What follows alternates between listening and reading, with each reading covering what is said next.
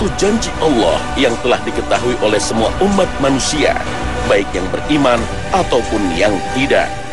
Janji itu telah tersimpan kokoh dalam kitab suci Al-Quran dan telah disabdakan oleh Nabi Muhammad SAW, yaitu janji Allah tentang satu hari di mana bumi akan hancur dan langit akan runtuh. Hari dimulainya fase kehidupan baru. Bumi tak lagi bertanah, namun berganti dengan unsur benda sejenis perak, sebagaimana firman Allah. Pada hari bumi diganti dengan bumi dan langit yang lain. Al-Quran Surah Ibrahim ayat 48. At-Tabari dalam tafsirnya menukil riwayat dari Ali bin Abi Thalib. Beliau menafsirkan ayat ini bahwa bumi menjadi seperti perak dan surga seperti emas. Dan semua cerita dan kisah di dunia, seperti bahagia, sedih, kaya, miskin, kuat, ataupun lemah, akan berakhir ketika trompet pertama telah ditiup. Itulah hari kiamat.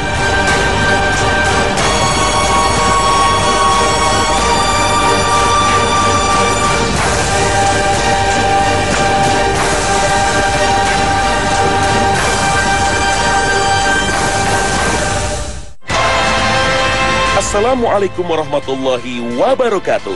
Selamat pagi pemirsa. Kembali pada pagi ini kami berbagi kepada Anda semua wawasan dan pengetahuan yang sejalan dengan tuntunan Al-Quran dan hadits. Kedahsyatan kiamat sulit untuk dibayangkan secara detail. Hal ini menandakan bahwa kiamat benar-benar peristiwa kehancuran yang sangat mengerikan. Kita tak bisa membayangkan kengerian dan kedahsyatan itu kecuali dari sumber yang akurat, yaitu kitab suci Al-Quran. Gempa kiamat yang sangat kuat misalnya. Dalam bayangan manusia, gempa ini getaran bumi yang merobohkan bangunan atau membuat tanah retak atau terbelah. Gempa kiamat jauh lebih dahsyat dari yang dibayangkan manusia dari peristiwa-peristiwa alam yang terjadi. Allah berfirman, apabila bumi digoncangkan dengan goncangan yang dahsyat, dan bumi mengeluarkan beban-beban berat yang dikandungnya.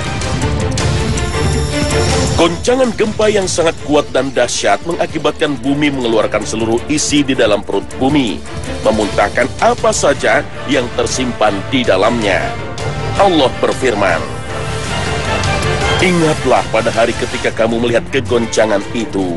Lalailah semua wanita yang menyusui anaknya dari anak yang disusuinya, dan gugurlah kandungan segala wanita yang hamil. Dan kamu lihat manusia dalam keadaan mabuk, padahal sebenarnya mereka tidak mabuk. Akan tetapi azab Allah itu sangat kerasnya. Al-Quran Surah Al-Hajj ayat 2. Tidak hanya bumi yang bergoncang dan diratakan, bahkan langit pun runtuh atas kehendak Allah Subhanahu wa Ta'ala. Allah berfirman, apabila langit terbelah dan patuh kepada Tuhannya, dan sudah semestinya langit itu patuh. Al-Quran Surah Al-Insyiqaq ayat 1 hingga 2. Galaksi raya yang begitu luas, yang sampai saat ini luasnya masih menjadi misteri dan teka-teki, pada hari kiamat akan mengalami kehancuran. Bintang-bintang akan berjatuhan dan porak-poranda.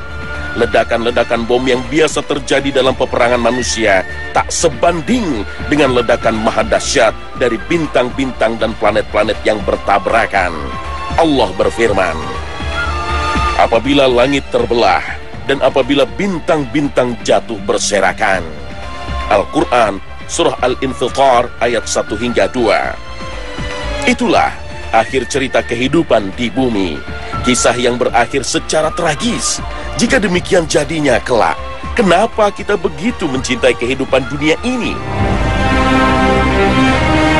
Allah menciptakan langit dan bumi ini hanya sebagai tempat persinggahan sementara untuk umat manusia. Kehidupan selanjutnya kelak yang lebih kekal adalah kehidupan baru yang lebih indah dan bersih dari dosa dan kelaliman, yaitu kehidupan alam akhirat.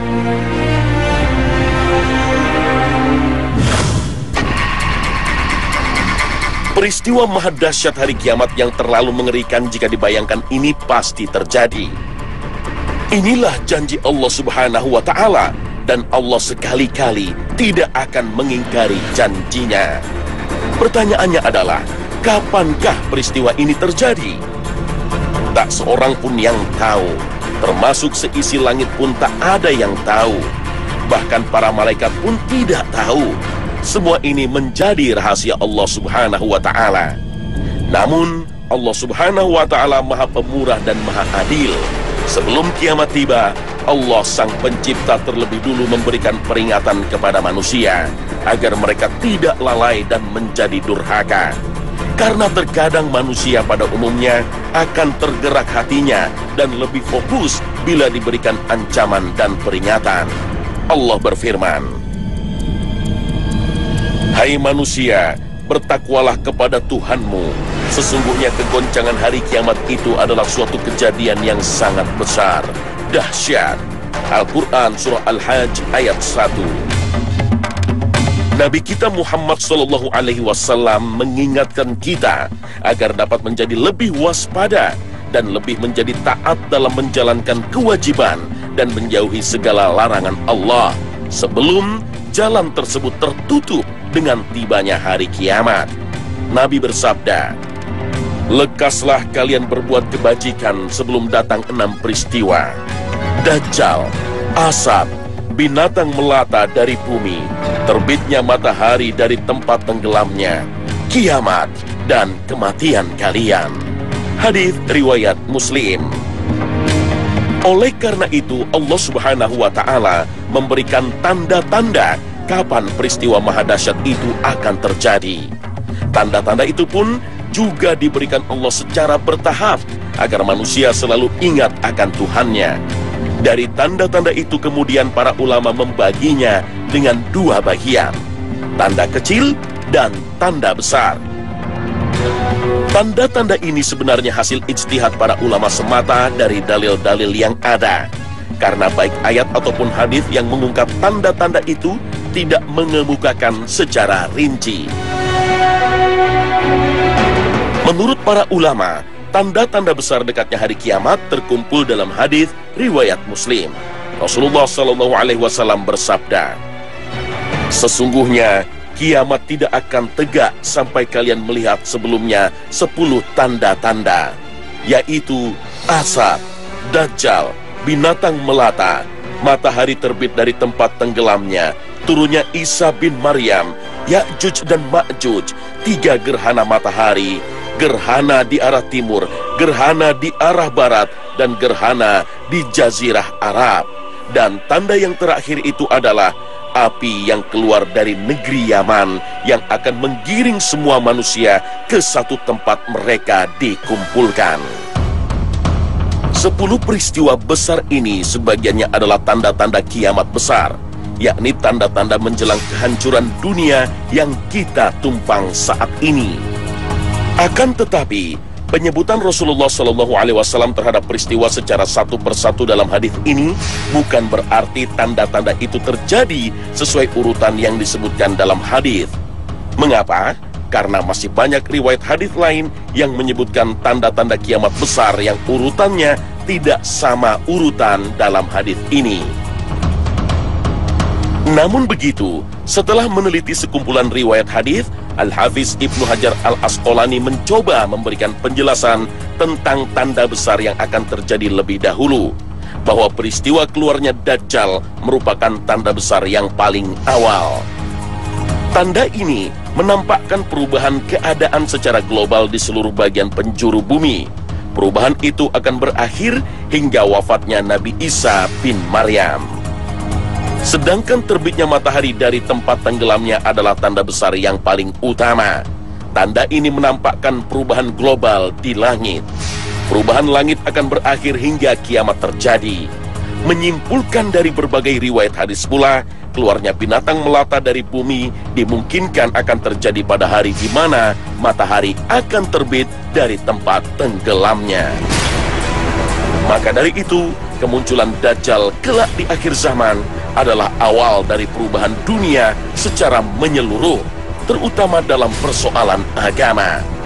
Pada saat itulah, iman semua kaum muslimin diuji dengan ujian yang paling berat. Dajjal diberikan oleh Allah berupa kekuatan yang sangat luar biasa. Bukan seperti bayangan kita akan kekuatan besar Superman atau seperti kesaktian Aang Avatar.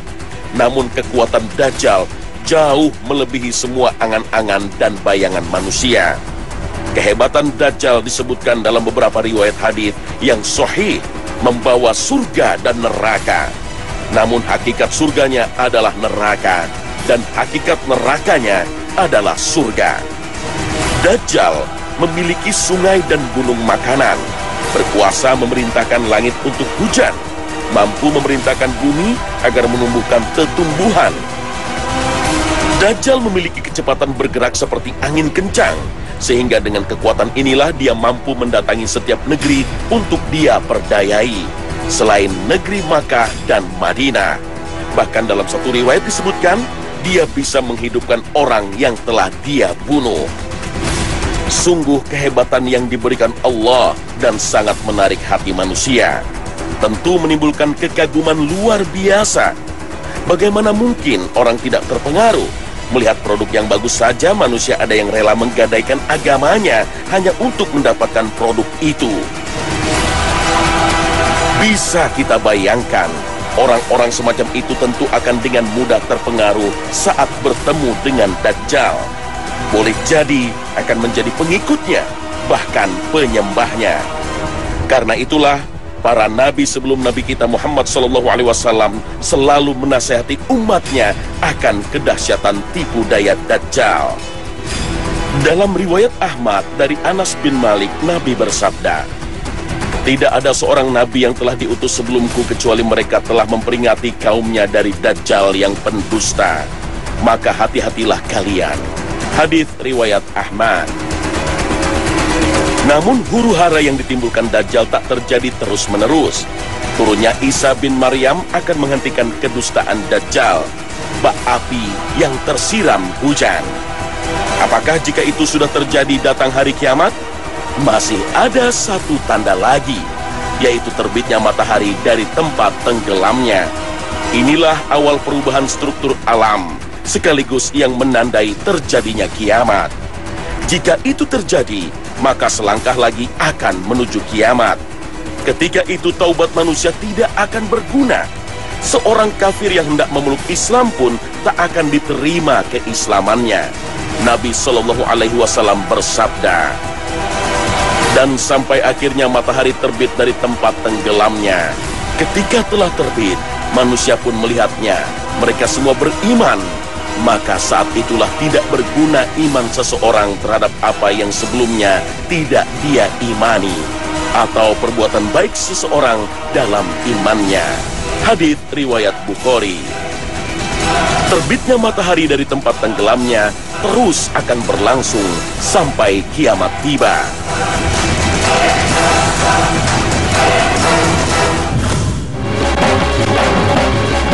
Jika semua tanda-tanda besar kiamat telah terjadi, maka akan muncul satu tanda terakhir, yaitu keluarnya api dari arah negeri Yaman.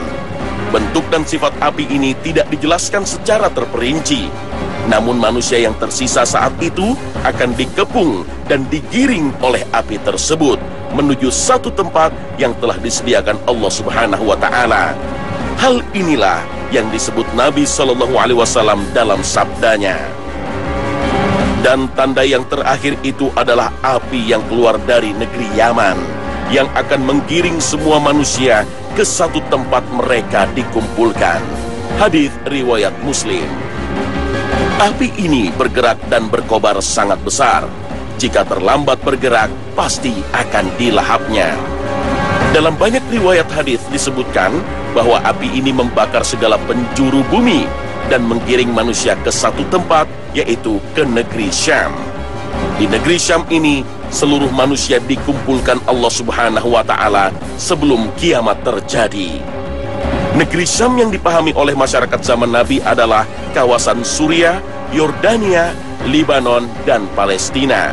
Dengan begitu, di kawasan itulah manusia kelak akan dikumpulkan menjelang kiamat. Jika manusia telah berkumpul di negeri Syam, inilah akhir dari segala cerita yang telah dipahat oleh manusia di dunia. Semua akan musnah. Semua akan berakhir tragis dan memilukan serta menakutkan.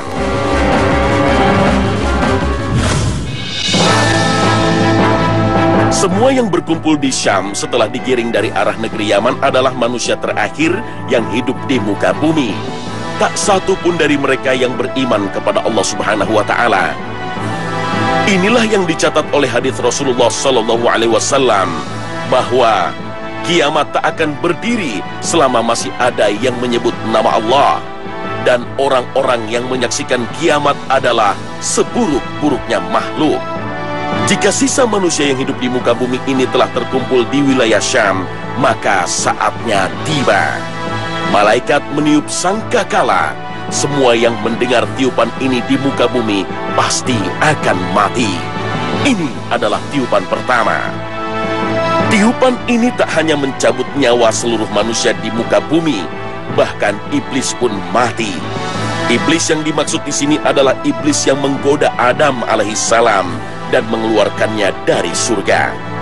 Hal inilah yang disebut oleh Imam As-Suyuti dalam tafsirnya, menukilkan satu riwayat bahwa iblis mati dalam tiupan pertama ini. Dan jarak antara satu tiupan dengan tiupan lainnya sebanyak 40 tahun. Dulu iblis pernah memohon kepada Allah Subhanahu wa Ta'ala agar usianya dipanjangkan. Dia meminta waktu penyiksaan atas dirinya ditangguhkan sampai hari kiamat, sebagaimana dijelaskan dalam Al-Quran. Berkata iblis, "Ya Tuhanku, kalau begitu, maka beri tangguhlah kepadaku sampai hari manusia dibangkitkan." Allah berfirman, "Kalau begitu, maka sesungguhnya kamu termasuk orang-orang yang diberi tangguh." Al-Quran, Surah Al-Hijr, ayat 36 hingga 37. Dan Allah mengabulkan permohonan iblis. Maka sejak iblis diusir dari surga hingga saat ini, dia masih hidup, bergentayangan menjerumuskan manusia ke dalam dosa, agar kelak dia tidak sendiri di dalam neraka. Kisah terkabulnya permohonan iblis ini menarik untuk direnungkan. Betapa Allah Maha mengabulkan doa dan permohonan hambanya. Iblis yang terlaknat saja dikabulkan permohonannya. Lalu bagaimanakah dengan manusia yang beriman kepada Allah dan Rasul-Nya? Maka tentu akan lebih layak dan pantas untuk dikabulkan doa dan permohonannya oleh Allah Subhanahu wa Ta'ala. Oleh karena itu, siapapun kita, betapapun bergelimang dosa dan kesalahan, hendaknya tak malu dan sungkan untuk menengadahkan tangan, memohon ampunan dan kebahagiaan kepada Allah. Sesungguhnya Allah adalah Rabb yang Maha mengasihi dan memberi. Israfil, sang malaikat peniup sangkakala kancuran, semenjak Allah menugaskannya untuk meniup, dia telah siap siaga sampai hari ini dan sampai tiba waktunya nanti. Terompet tersebut adalah terompet berbentuk seperti tanduk yang besar. Kini telah berada dalam posisi siap siaga untuk ditiupkan. Allah Subhanahu wa Ta'ala berfirman, "Dan ditiuplah sangkakala, maka matilah siapa yang di langit dan di bumi, kecuali siapa yang dikehendaki Allah." Al-Quran, Surah Az-Zumar, ayat 68. Imam At-Tabari dalam tafsirnya menyebutkan, sesungguhnya malaikat Israfil sekarang sudah dalam posisi meniup sangkakala tersebut. Dia hanya tinggal menunggu perintah dari Rabb-Nya. Dan sangkakala itu adalah tanduk yang akan ditiupnya. Inilah yang nyata dari beberapa hadis Nabi SAW sebagai tafsir dari ayat ini. Para ulama tafsir juga menyebutkan, di antaranya Imam Ibnu Katsir, bahwa tiupan dalam ayat ini maksudnya adalah tiupan yang kedua, yaitu tiupan yang akan membuat semua makhluk, baik di bumi ataupun di langit, menjadi mati, kecuali beberapa makhluk, dan itu dengan izin Allah. Makhluk yang tersisa belum mati dengan tiupan kedua ini akan dicabut nyawanya oleh malaikat pencabut nyawa yang bernama Israel, sampai akhirnya kelak malaikat pencabut nyawa mencabut nyawanya sendiri, Sehingga tak satu pun dan tak siapapun yang hidup saat itu. Semua mati dan binasa. Hanya Allah yang maha hidup, yang maha mengatur segalanya. Tetap hidup, dialah zat yang menciptakan hidup. Hidup yang dia berikan kepada makhluk hanyalah hidup yang bersifat sementara dan tak sempurna. Sedangkan hidupnya Allah adalah hidup yang sempurna. Hidup yang tak akan pernah berujung dengan mati. Dan hidup yang tak pernah dihinggapi oleh lelah dan kantuk. Satu langkah menuju kiamat, satu langkah menuju akhir cerita dunia, satu langkah menyaksikan kebinasaan jagat raya, ternyata hanya dengan satu tiupan sangkakala. Dalam tiupan ini, manusia berterbangan, terombang-ambing, dan gunung-gunung terangkat dan diterbangkan bagaikan benda yang tak memiliki bobot dan berat. Sebagaimana Allah berfirman, Al-Qari'ah, Mal-Qari'ah, wa ma adraka mal-Qari'ah, yawma yakunun nasu kal-farashil mabthuth. وَتَكُونُ الْجِبَالُ كَالْعِهْنِ الْمَنفُوشِ. Setelah semua kegoncangan itu usai, kemudian Allah Subhanahu wa Ta'ala menghidupkan malaikat Israfil kembali. Rupanya, dialah makhluk pertama yang dihidupkan oleh Allah setelah peniupan sangkakala kedua yang meluluh lantakkan seisi bumi dan langit. Allah kemudian memerintahkan Israfil untuk yang ketiga kalinya agar kembali meniup sangkakalanya. Seketika dengan tiupan tersebut, semua yang pernah hidup dari sejak zaman Adam alaihissalam sampai makhluk terakhir yang mati, tiba-tiba bangkit berdiri dari kematian mereka. Inilah makna firman Allah. Kemudian ditiup sangkakala itu sekali lagi, maka tiba-tiba mereka berdiri menunggu putusannya masing-masing. Al-Quran, Surah Az-Zumar, ayat 68. Disinilah kemudian hari berbangkit itu dimulai. Setiap manusia dibangkitkan oleh Allah dengan membawa pertanggungjawaban masing-masing atas semua perbuatan yang telah mereka lakukan selama berada di panggung kehidupan dunia. Pemirsa Khazanah, demikianlah detik-detik akhir menjelang kiamat tiba. Satu peristiwa yang harus kita imani dan renungkan. Mengimani dan merenungkan dahsyatnya kiamat merupakan jalan menuju keinsafan, menuju kebahagiaan dunia dan akhirat. Akhir kata, wassalamualaikum warahmatullahi wabarakatuh.